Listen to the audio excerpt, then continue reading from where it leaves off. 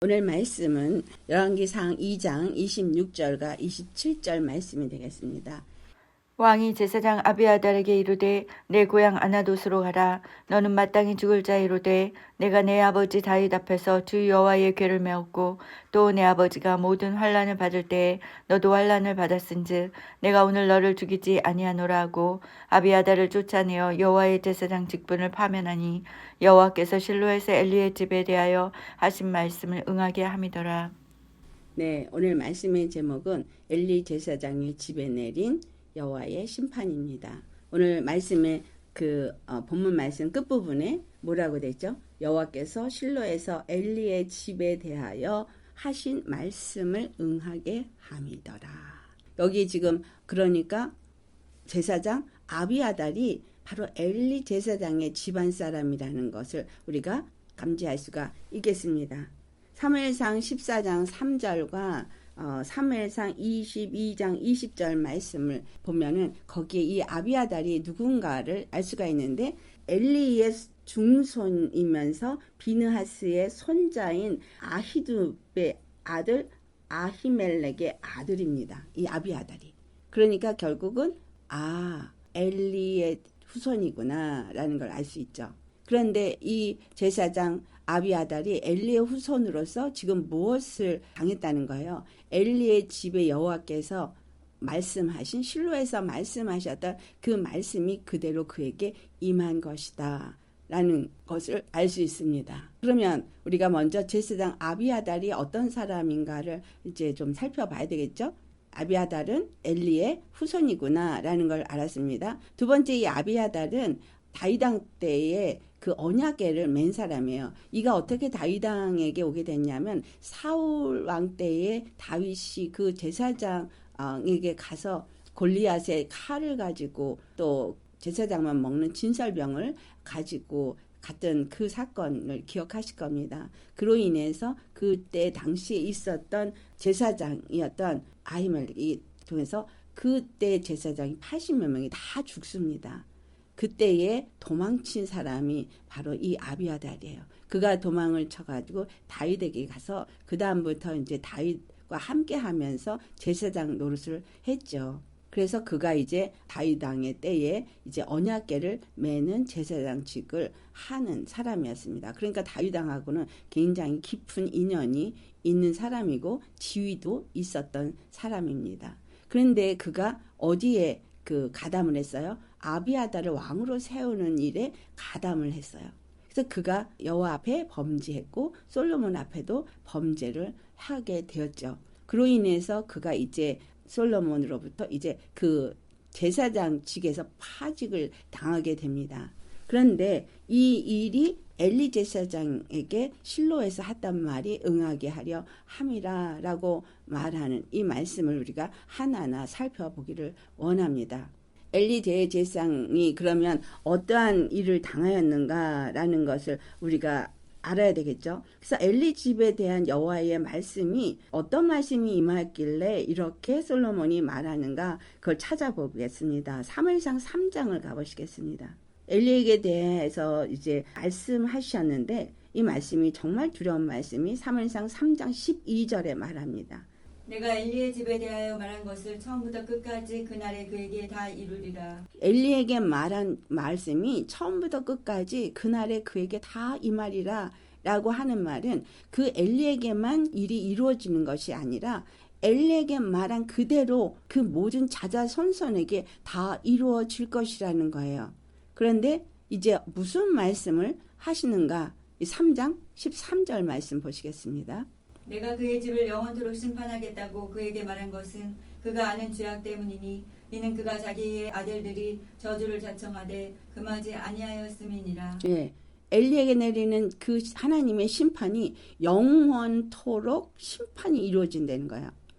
어느 정도로 도대체 잘못했길래 그의 심판이 단회에 끝나는 게 아니라 영원토록이라는 얘기는 엘리의 자자손손에게 그 죄악이 계속해서 일어나고 그 심판이 멈추지를 않을 거라는 거잖아요. 근데 오늘 우리가 읽었던 말씀을 보니까 그가 아는 죄래요. 근데 무엇이 아는 죄냐면 그가 자기 아들들을 저주를 받을 것을 자칭하는 그와 같은 행동을 하는 것을 알면서도 그것을 금하지 않았다. 즉 다시 말하면 자식들을 믿음 안에서 키우지 않았다 이 말이죠. 그들이 가는 길이 저주받을 길을 하고 있고 하나님 여호와의 심판을 받을 짓을 행하는데도 불구하고 그들이 가는 그 저주를 자청하는 그 길에서 돌이키도록 그들을 제대로 가르치지 않았다라는 거예요. 우리는 지금 엘리 제사장에게 임한 이 심판을 통해서 우리가 우리 자신을 돌아봐야 한다는 거예요. 왜냐하면 이것이 얼마나 두렵고 떨리는 일이냐. 이 엘리 대제사장은 아론의 후손으로서 대제사장직을 행했다. 그 영광의 자리인데 이것이 완전히 무너질 때 영원히 하나님의 말씀의 심판의 말씀이 그 저주의 말씀이 끊어지지 않고 대를 이어서 이루어진다고 할 만큼 그의 죄가 무섭다는 거예요. 근데 이 말은 엘리만을 보는 게 아니라 여러분 오늘날 이 땅에 일하고 있는 교회의 목회자들이 제사장입니다. 부목사들도 제사장입니다. 그런데 목사, 부목사, 선교사들 다 제사장들이에요. 근데 이것만 제사장이 아니라 베드로전서 2장 9절에 보니까 우리가 뭐라 그랬어요? 왕 같은 제사장이라. 여기서 왕 같은이라는 그 킹리, 로얄, 킹이라 이렇게 표현하는 로얄, 왕만이 가진 직위의 자리를 로얄이라고 하잖아요. 여러분 왕족이다 그럴 때 로얄이라고 말합니다. 그것이 왕 같은 제사장의 자리예요. 우리가 예수님 안에서 예수님을 믿고 예수님이 왕이신데 그 왕권을 가져서 그 안에서 제사장 그 멜기세덱의 대제사장의 반차를 따라서 예수님이 영원한 대제사장이 되셨고 그 안에서 그의 자녀된 자들이 왕같은 제사장이 돼서 제사장 그걸 프리스트 푸드라 그러는데 제사장의 직분을 감당하는 자들로서 이 땅에서 사는 자라는 거예요. 그러니까 여기서 이 엘리 제사장에게 내린 이러한 것들은 우리가 왜 귀를 기울이고 잘 듣고 또 유념해서 우리 자신을 돌아봐야 하느냐 하면 우리가 왕같은 제사장이기 때문인 거예요. 하나님의 왕권을 가진 제사장으로서 예수님 안에서 그 제사장의 역할을 하는 자이기 때문인 거예요. 그러니까 지금 엘리가 하나님 앞에 받은 말씀들은 우리에게도 주어질 수 있는 말씀이라는 것을 잘 생각하시면서 이 말씀을 받기를 원합니다. 그래서 자기 아들들의 저주를 받을 일을 자청하는 그러한 죄를 지었다는 거죠. 그래서 엘리 집의 죄악에 대해서는 이제 영원히 속함을 받지 못하리라 라고 말해요. 사무엘상 3장 14절을 찾아서 같이 봉독하겠습니다. 그러므로 내가 엘리의 집에 대하여 맹세하기를 엘리 집의 죄악은 제물로나 예물로나 영원히 속죄함을 받지 못하리라 하였노라 하셨더라. 네, 제사를 지내고 아무리 예물을 드려도 영원히 사함이 없대요. 그런데 이 영원히 사함이 없는 거를 신약에는 히브리서 6장 4절에서 6절에 말합니다. 한 번 빛을 받고 하늘의 은사를 맛보고 성령에 참여한 바 되고 하나님의 선한 말씀과 내세의 능력을 맛보고도 타락한 자들은 다시 새롭게 하여 회개할 수 없나니 이는 그들이 하나님의 아들을 다시 십자가에 못 박아 드러내놓고 욕되게 함이라. 네, 한 번 빛을 맛보고 여러분 생명의 빛을 맛보셨습니까? 하늘의 은사를 맛보고 선한 그 다음에 뭐예요? 성령에 참여한 바가 되어지고 성령에 여러분이 참여해서 성령의 역사하심을 따라 살던 사람들이 하나님의 선한 말씀과 내세의 능력을 맛보고서도 타락을 했다면 짐짓 죄를 지어서 그 악의 길로 나아갔다면 죄인의 길에 서고 오만한 자의 자리에 앉고 그죠? 악한 자의 꾀를 따르는 그와 같은 일을 했다면 이렇게 타락한 자는 다시 새롭게 하는 회개가 없다라는 거예요. 믿음의 사람들, 제사장 역할을 하는 목사님들이 회개가 안 되는 이유가 여기에 있는 거예요. 회개를 허락하지 않아요. 회개를 허락하지 않는 건 지금 엘리 제사장의 아들들에게 회개를 허락하지 않는 것과 같은 이유입니다. 왜? 그들을 심판하기 위해서 회개를 하게 하지 않는 거예요. 왜 회개하면 될 텐데 회개를 하지 않느냐? 주님이 회개를 하게 하지 않으면 회개가 되지 않아요. 그래서 여러분이 어떤 일을 했을 때 회개를 할 수 있는 것이 감사한 일인 겁니다. 우리에게 어떤 죄를 져도 우리가 허물이하고 부족하고 연약하기 때문에 하나님 보시기에 연약한 죄를 짓기도 합니다. 그러나 정말 그것을 애통하는 심령으로 회개를 한다면 그거는 회개한 그 순간에 깨끗해져요. 완전히 지워버리십니다. 기억도 하지 않습니다. 우리는 기억이 나요. 그죠? 우리는 언제 이런 죄를 졌어, 언제 저런 죄를 회개를 하고도 그 기억에 남아 있습니다. 그러나 예수님은 기억지 않아요. 완전히 기억하지 않습니다. 제가 그거를 주님이 보여주셨어요. 저에게. 어떻게 그렇게 깨끗이 지워지는지 그 모든 것들이 새롭게 되어진다는 걸 보여줬어요. 그런데 이들은 회개가 안 일어난대요. 새롭게 함을 받지 못한대요. 그들이 하나님의 아들을 어떻게 했어요? 다시 십자가에 못 박는 죄를 졌기 때문인 거예요. 예수님이 십자가에 죽는 사건은 어마어마하게 중요한 사건이고 그것은 우리가 함부로 얘기를 할 수 있는 사건이 아닙니다. 그거 외에는 우리가 구원을 얻을 수 있는 길이 없기 때문에. 그런데 이런 십자가의 사건을 우습게 만드는 일을 했다? 말을 했다? 그렇다면 그에게는 다시는 회개할 기회가 주어지지 않습니다. 여러분, 십자가의 그 사건을 함부로 생각해도 안 되고 말을 해도 안 돼요. 그건 굉장히 중요한 사건이고 하나님이 자신을 걸고 하신 정말 은혜와 완전한 사랑의 사건이기 때문인 거예요. 근데 그 십자가를 가치 없게 여기고 말을 한다, 가르친다. 그들이 어떠한 많은 성과를 이루는 사역을 했을지 몰라도 그들은 구원 못 받습니다. 그래서 이 엘리 제사장 집에 내린 하나님의 심판에 대해서 우리가 알아봐야 되겠죠. 그러려니까 먼저 엘리의 아들들의 죄가 무엇인지를 봐야죠. 왜냐하면 그 아들들이 죄를 자청했다고 하니까. 자, 사무엘상 2장 22절을 보시겠습니다. 엘리가 매우 늙었더니 그의 아들들이 온 이스라엘에게 행한 모든 일과 회막문에서 수종드는 여인들과 동침하였음을 듣고 예, 회막에서 그러니까 성막에서 수종드는 여인들이 있었습니다. 그 레이지파 여인들이죠. 근데 그 여인들과 동침을 했던 거예요. 불륜을 저지른 거죠. 그러한 죄를 저지른 거예요. 그리고 또 두 번째 그들의 죄가 무엇이냐 하면 사무엘상 2장 13절에서 17절입니다. 그 제사장들이 백성에게 행하는 관습은 이러하니 곧 어떤 사람이 제사를 드리고 그 고기를 삶을 때에 제사장의 사환이 손에 새 살 발고리를 가지고 와서 그것으로 냄비에나 솥에나 큰 솥에나 가마에 찔러 넣어 갈고리에 걸려 나오는 것은 제사장이 자기 것으로 가지되 실로에서 그곳에 온 모든 이스라엘 사람에게 이같이 할 뿐 아니라 기름을 태우기 전에도 제사장의 사환이 와서 제사 드리는 사람에게 이르기를 제사장에게 구워드릴 고기를 내라. 그가 내게 삶은 고기를 원하지 아니하고 나 이것을 원하신다 하다가 그 사람이 이르기를 반드시 먼저 기름을 태운 후에 내 마음에 원하는 대로 가지라 하면 그가 말하기를 아니라 지금 내게 내라. 그렇지 아니하면 내가 억지로 빼앗으리라 하였으니 이 소년들의 죄가 여호와 앞에 심히 크면 그들이 여호와의 제사를 멸시함이었더라. 주님, 이들이 그 드린 제물, 이스라엘이 드린 그물과 예물을 함부로 취급한 것이 오늘 우리가 봉독한 거죠. 이 이유는 뭐냐? 바로 그 제사를, 여호와께 드린 제사가 얼마나 중요한 거예요. 이스라엘이 속죄함을 받고 거룩함을 있게 하기에 드리는 제사예요. 근데 그걸 제사장이 함부로 멸시해서 이걸 더럽히게 되면 백성들의 죄가 드려진 제물이 헛것이 됩니다. 그래서 이 제사장이 어떻게 그 제물을 다루느냐가 그 제물을 드린 자들의 제물이 헛것이 되느냐 아니면 그들을 거룩하게 하는 것이 되느냐를 정하는데 이들이 그 제사를 멸시하는 죄를 정해서 이스라엘이 또 범죄하게 만드는 일을 했다는 얘기죠. 사무엘상 2장 29절을 보시겠습니다. 너희는 어찌하여 내가 내 처소에서 명령한 내 제물과 예물을 밟으며 내 아들들을 나보다 더 중히 여겨 내 백성 이스라엘이 드리는 가장 좋은 것으로 너희들을 살찌게 하느냐. 네.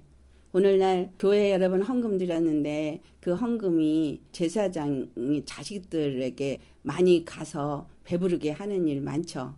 근데 여기서도 지금 똑같이 엘리가 그와 같이 했다는 거예요. 그 제물은 여호와 앞에 드려진 10의 1이 물론 제사장에게 드려져서 제사장이 그거를 사용할 수 있습니다. 그런데 그것은 그렇다고 해서 이 사람들이 드려진 이와 같은 제물의 의미는 아닌 거죠. 주 안에서 하나님이 드려진 그 거룩한 좋은 것을 갖다 드리잖아요. 이 제사 드릴 때 이스라엘 백성들은 어떤 걸 갖고 와야 돼요? 가장 좋은 것을 갖고 와야 돼요. 흠이 있는 걸 갖고 오면 안 돼요. 여러분, 주님 앞에 드려지는 거나 목사한테 무엇을 주는 거나 흠 있는 걸 드리면 안 됩니다. 그거는 하나님 앞에 드리는 것과 같기 때문에요. 그래서 그들은 가장 좋은 것을 갖고 와서 드리는데 그걸 갖다가 임의로 그들이 자기의 것으로 살찌우는 일을 했다는 거예요. 그렇기 때문에 여호와께서 어찌하여서 내 처소에서 이 명령한 내 재물과 예물을 받아가지고 이것을 밟아버렸다. 더럽혔다 이 말이에요. 하나님께 드려진 제사와 재물과 예물을 더럽혔다는 거죠. 하나님의 예법대로 그 제사를 드리는 것도 하지 않았잖아요. 기름을 먼저 태워야 되는데 날 것을 원한다고 뺏어가고 그걸 삶는 중에 갈고리를 갖다가 꽂아가지고 먼저 취해가고 이와 같은 악을 행한 그 아들들. 근데 그들의 죄가 큰 것을 엘리가 알면서도 여기서 뭐라 그래요? 나보다 더 그들을 사랑했다. 더 중히 여겼다. 그러니까 제사장의 역할은 어떤 자야 돼요? 하나님 앞에 충성된 자가 돼야 돼요. 그래서 하나님을 위해서 존재하는 자입니다. 그래서 하나님이 더 중요하기 때문에 여러분 자식보다 하나님을 더 중요하게 여기셔야 돼요. 근데 하나님보다 자식을 더 중요하게 여기면 벌써 하나님께 합당한 자가 아닌 거예요. 그러니까 예수님이 마태복음 10장에 뭐라 그러세요? 아비와 어미를 나보다 더 중히 여기고 아들이나 딸을 나보다 더 중히 여기는 자는 나에게 합당하지 않다라고 하잖아요. 그러니까 지금 엘리 제사장도 그 아들들보다 하나님이 더 중요하다면, 하나님을 경외한다면, 하나님을 두려워함으로 이 자식들에게 여호와 하나님을 향해서 어떻게 해야 될지를 가르쳤을 거예요. 근데 그걸 안 가르쳤다는 거죠. 그러니까 여호와 하나님 앞에 함부로 행하는 이 일을 행함으로써 이스라엘에 드린 그 가장 좋은 그 재물과 예물을 조차도 더럽혔다라는 거죠. 사무엘상 2장 25절 말씀 보겠습니다. 사람이 사람에게 범죄하면 하나님이 심판하시려니와 만일 사람이 여호와께 범죄하면 누가 그를 위하여 간구하겠느냐 하되 그들이 자기 아버지의 말을 듣지 아니하였으니 이는 여호와께서 그들을 죽이기로 뜻하셨습니다. 네, 어려서부터 아이를 잘 가르쳐서 제대로 하나님을 섬기는 제사장으로 키우지 않고 이제 늙어서 머리 다 큰 다음에 이렇게 죄를 지은 다음에 왜 그렇게 죄를 짓니 한들 말이 안 먹히죠. 안 들었다는 얘기예요. 근데 여기서 왜 안 듣게 했느냐? 여호와께서 이미 그들을 죽이기로 작정했기 때문이다라는 거예요. 그들의 죄는 그러면 어디에 진 거예요? 여호와 하나님 앞에 범죄한 것이고 더더군다나 재물을 더럽히는 죄는 성소를 더럽힌 죄가 되거든요. 성소를 더럽힌 죄요. 여호와 하나님을 더럽힌 죄요. 또 그 다음에 세 번째 누굴 더럽혀요? 백성을 더럽힌 죄요. 왜냐 백성의 재물을 더럽혔기 때문에 그들의 거룩함을 얻지 못하게 만드는 거거든요. 왜냐하면 백성이 드린 재물이 제사장이 가지고 지성소로 들어가서 그 백성의 죄를 사하게끔 하여지는 이 절차가 가운데에서 잘못됐기 때문에 다 무너져 버린 거예요. 그러니까 백성도 더럽혀지고 또 그 성소도 더럽혀지고 그 재물도 더럽혀지고 여호와도 더럽혀지게끔 했다는 거예요. 그래서 교회의 헌물이나 어떤 것들을 드렸을 때 제사장이 그거를 잘못 쓰고 나면 이와 같은 똑같은 일이 벌어지는 거예요. 근데 우리가 참 안타깝게도 이런 소식을 접하죠. 오늘날의 교회 목사님들이 어떻게 돈을 취급하고 자식들에게 어떻게 해서 이런 것들을 대물림을 하고 있는 거를 들을 때 결국은 이 엘리 제사장을 생각하시면 되겠습니다. 눈에 보이게 그들이 어떤 걸 누린다고 할지라도 그것은 보이는 세계 속에서 누릴 수는 있을지 모르지만 이 엘리 제사장에 내린 저주가 동일하게 그들에게도 내려간다는 사실을 우리가 염두에 두셔야 합니다. 그래서 엘리 제사장 집에 내린 여호와의 이 심판이 어떤 것이냐?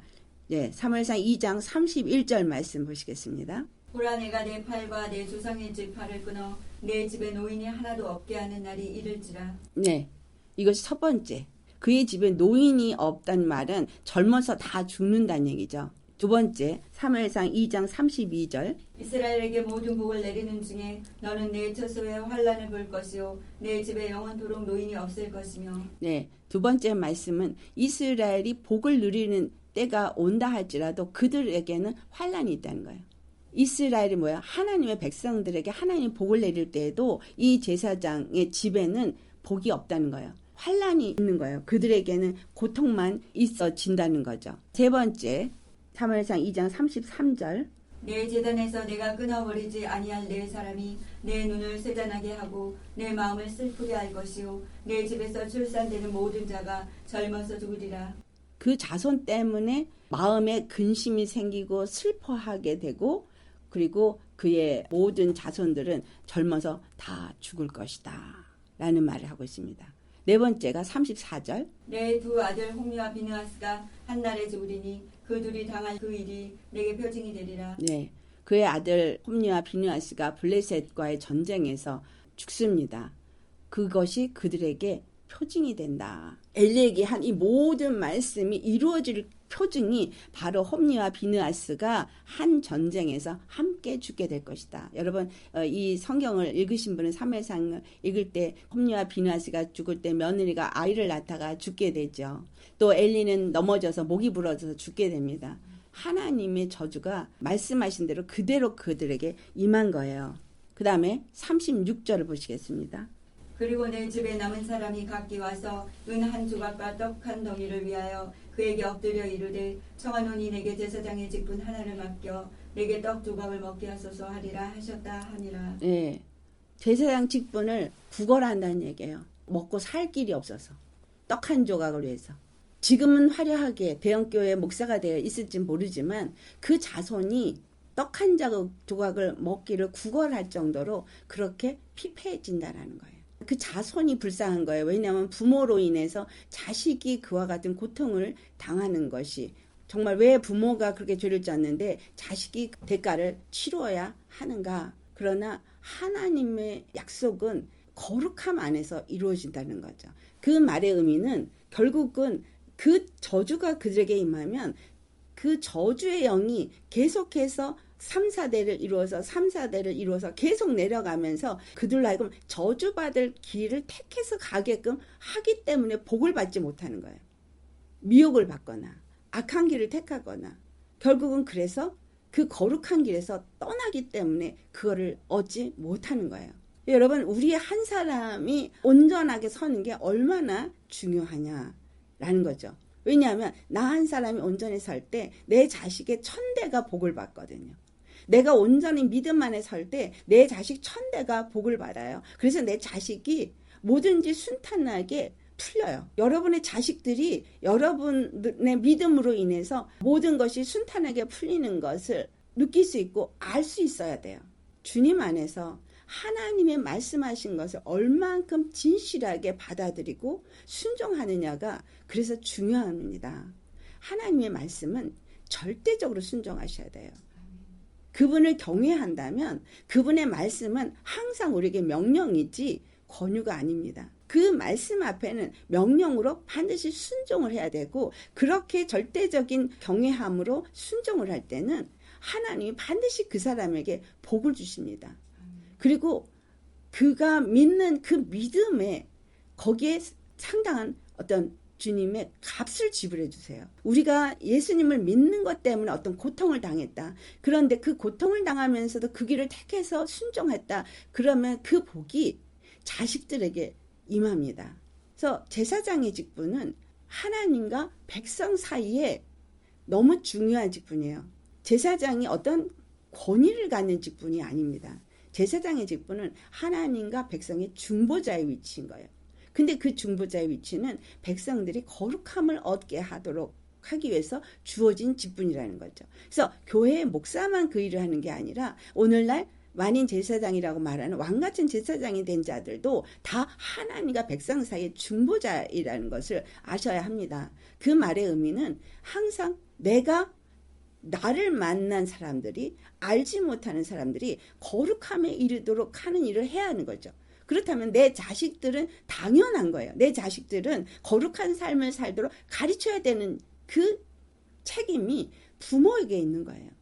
그래서 부모가 온전히 거룩한 삶을 살지 않고 우상을 섬기고 하나님 보시기에 악을 행하면 반드시 그 보응을 자식이 받는다는 거죠. 그래서 빨리 지금이라도 우리가 회개하고 돌이켜서 바른 길을 가면 그 하나님의 요구하는 만큼의 회개의 양이 찰 때까지 회개를 하셔야 돼요. 그래서 그 회개 양이 차면 그 다음에 풀립니다. 근데 그 회개 양이 차서 그 다음에 풀릴 때는 정말 놀랍게 풀리고요. 이게 너무나 같이 가는 걸 제가 경험을 했는데, 제가 아직 그 저주 아래에 있을 때는 내 자식들도 그 고통을 똑같이 겪어서 걔네들도 힘든 삶을 살더라고요. 근데 내가 풀려버리니까 자식들도 풀려버리는 거예요. 그래서 그 복이, 내가 그 하나님 앞에 회개할 양을 채워서 그 모든 저주가 풀어질 때는 자식도 풀린다는 거예요. 자식이 안 풀리면 아직 내가 회개 양이 안 찼다는 거예요. 내가 풀리지 않았다는 거예요. 그래서 회개하셔야 하는 겁니다. 아멘. 그래서 이 엘리 제사장의 사건은 그냥 엘리와 엘리아살의 이야기냐? 아니요. 증손자의 아들의 아들인데도 여전히 그가 봉 안에 있더라. 엘리 제사장에게 내린 여호와의 말씀의 심판은 영원히 사함이 없다는 거예요. 영원히. 무서운 일이죠. 그 자비의 하나님, 긍휼의 하나님, 회개만 하면 금방 사해 주시는 그 하나님이 영원히 죄를 사하지 않겠다라고 하는 거는 얼마나 이들이 지은 죄가 하나님 앞에 큰지를 말해주고 있습니다. 제사장이 짓는 죄는요, 하나님이 그냥 다루지 않으세요. 그래서 우리는 목사들에 대해서 이러쿵저러쿵 말씀하시면 안 돼요. 왜냐하면 목사들은 하나님이 직접 치리하셔요. 목사들이 잘못했다 그러면 하나님이 그거에 대해서 이렇게 엘리 제사장 치듯이 절대 용서 안 해요. 백성들의 죄는 되게 쉽게 용서를 합니다. 그런데 이 제사장의 죄는 그렇게 쉽게 되지 않는 이유는 바로 백성을 죄를 지게 하고 자기도 죄를 짓고 성소도 더럽히고 또 여호와도 더럽히는 일을 하는 중재이기 때문입니다. 그래서 하나님의 제사장은 어떻게 해야 되느냐, 우리가 오늘 살펴보기 원합니다. 이 제사장들은 두렵고 떨림으로 그의 직분을 잘 감당해야 합니다. 그리고 하나님께서는 이 시대에 무슨 말씀을 하셨냐 하면, 제가 받은 말씀이긴 하지만 다른 분도 똑같이 받은 거를 얘기하는 걸 들었어요. 2명만 아니라 3명까지 제가 확인을 했습니다. 근데 이 말씀이 뭐냐면, 주님께서 이 대한민국에 새로운 교회를 세우겠다고 하셨어요. 첫 번째. 두 번째, 새로운 제사장을 세우겠다고 하셨어요. 새로운 교회를 세우고 새로운 제사장을 세운다는 얘기는 기존 교회와 기존 제사장들이 제대로 역할을 하지 못했다라는 얘기죠. 그들이 지금 존재하고 있다고 할지라도 하나님의 교회가 아니라는 얘기예요. 하나님의 마음에 합한 교회를 세우시고 하나님의 마음에 합한 제사장을 세우시겠다라는 거예요. 이 마지막 때에 여호와께서 이제 세우실 일인 거예요. 근데 이것이 이 엘리 제사장 때에 우리에게 보여주고 있습니다. 2장 30절 보시겠어요? 그러므로 이스라엘의 하나님 나 여호와가 말하노라. 내가 전에 내 집과 내 조상의 집이 내 앞에 영원히 행하리라 하였으나 이제 나 여호와가 말하노니 결단코 그렇게 하지 아니하리라. 나를 존중히 여기는 자를 내가 존중히 여기고 나를 멸시하는 자를 내가 경멸하리라. 여호와께서 세우시는 새로운 제사장은 여호와를 존중히 여기는 자예요. 만약에 여호와를 경멸하고 멸시하는, 지금 이 아들들이 멸시했잖아요. 이런 자들은 멸시하는 거예요. 경멸하는 거예요. 하지만 여호와를 존중히 여기는 자들은 여호와께서 존중히 여기시겠다라는 겁니다. 어떻게? 사무엘상 2장 35절. 내가 나를 위하여 충실한 제사장을 일으키리니 그 사람은 내 마음 내 뜻대로 행할 것이라. 내가 그를 위하여 견고한 집을 세우리니 그가 나의 기름 부음을 받은 자 앞에서 영구히 행하리라. 아멘. 주님께서 이제 새로운 제사장을 세우겠다는 거예요. 근데 그 새로운 제사장이 어떤 사람이에요? 충실한 제사장인 거예요. 충실한 제사장. 여호와 앞에 그는 충실한 제사장이에요.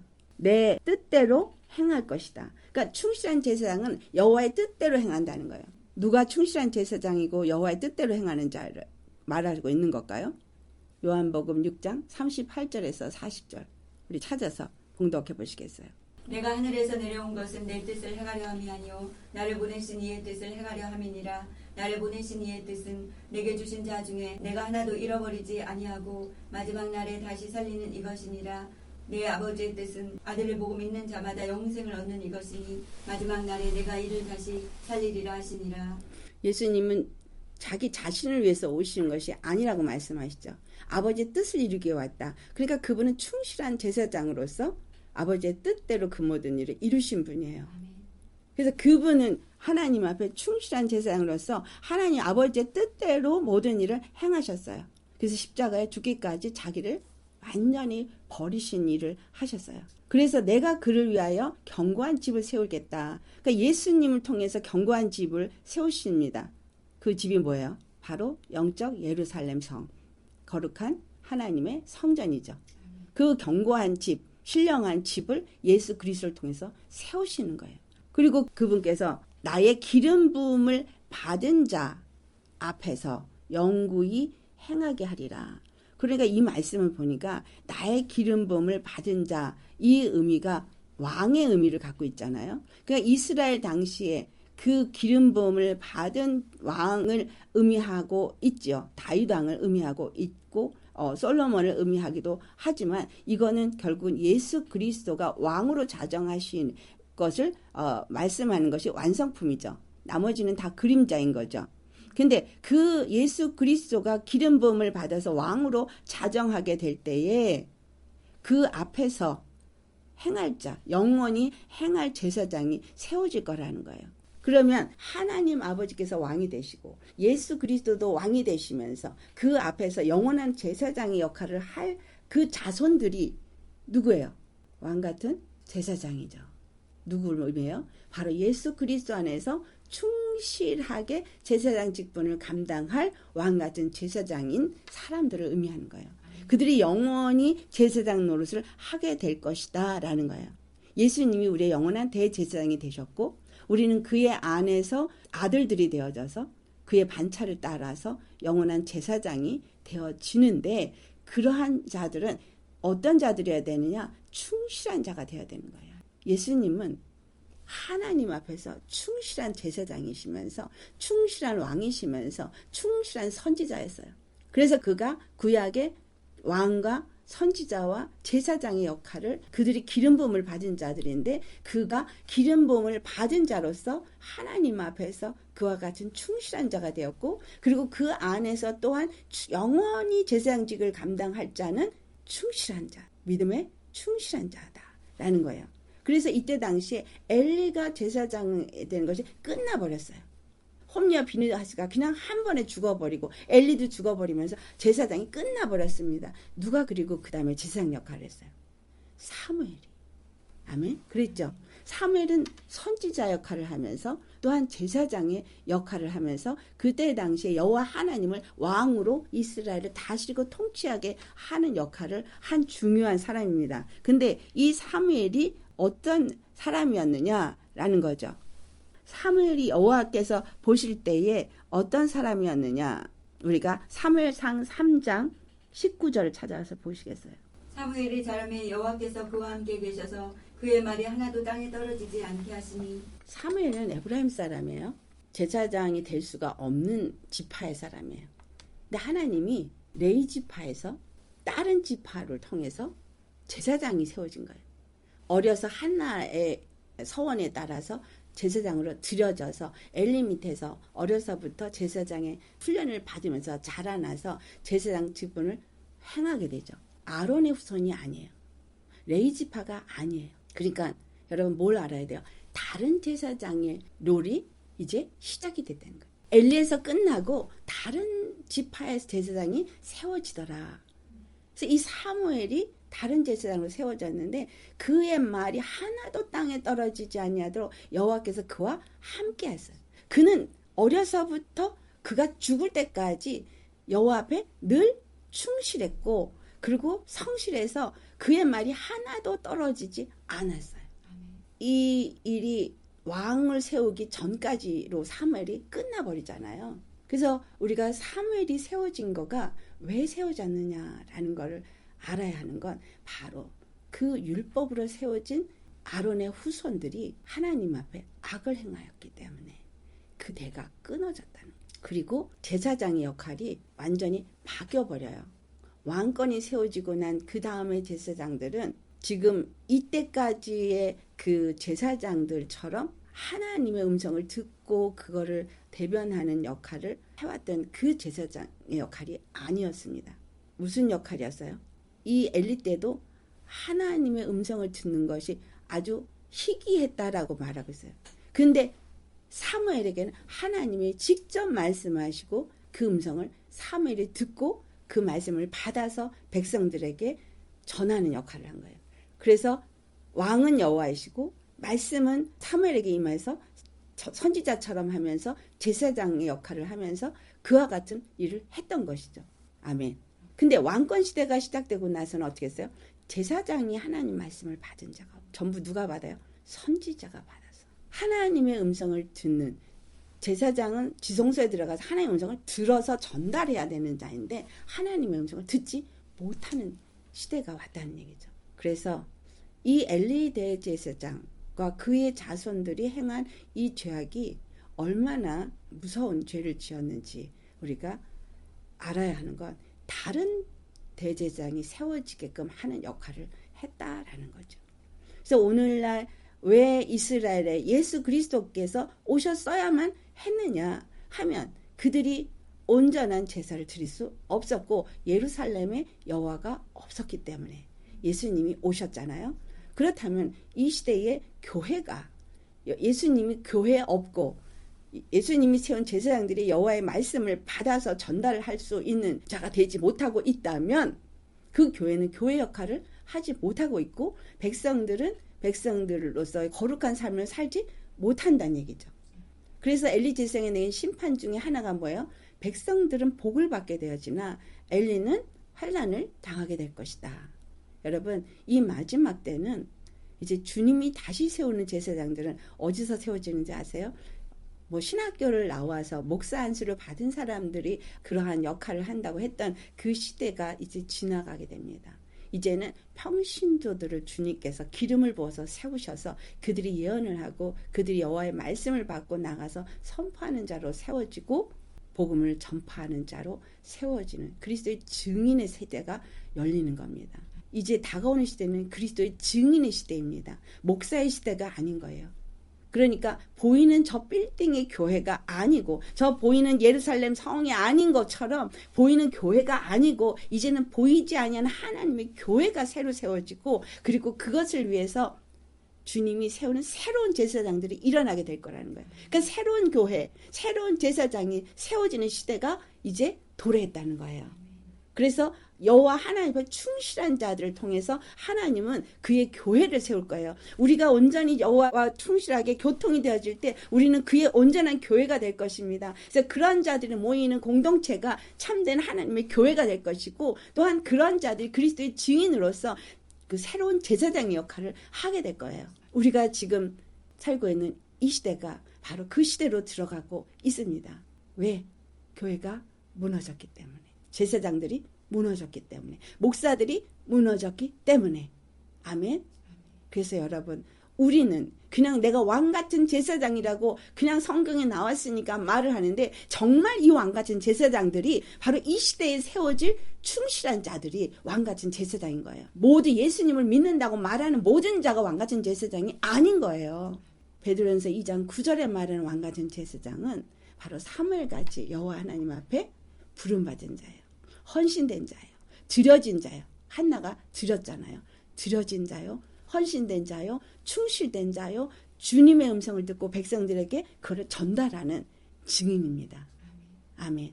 그래서 하나님이 이제 새 시대를 여시고 그 새 일을 행하실 거예요. 할렐루야. 그게 이사야서 43장의 18절.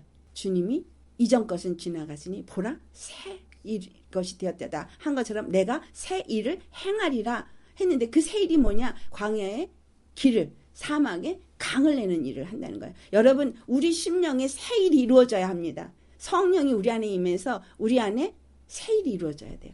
우리 심령이 광야 같은 심령에 길이 세워져야 돼요. 이건 십자가 길이어야 합니다. 우리 메마른 사막과 같은 심령에 강이 세워져야 돼요. 이 강이 어디서부터 흘러내려요? 하나님과 및 어린 양의 보좌로부터 흘러내려요. 근데 길 가운데로 우리 심령에 흘러내려야 돼요. 그리고 그 강물이 우리 입을 통해서 흘러가서 많은 사람들에게 이 복음이 전해져서 영혼들을 살리고 구원해내고 거룩함이 무엇인지를 가리키고 거룩한 삶을 살게끔 해서 그들이 거룩한 백성이 되어지고 하나님의 나라가 되게 해야 하는 거예요. 이 엘리에게 내린 여호와의 심판, 이것은 그 당시에 있었던 엘리와 그의 자손에게만 내린 것이 아니라 오늘날 이 제사장직을 온전히 하지 못하는 모든 자들에게 동일하게 임합니다. 그래서 그들에게는 심판이 임하고 멸망이 임할 거예요.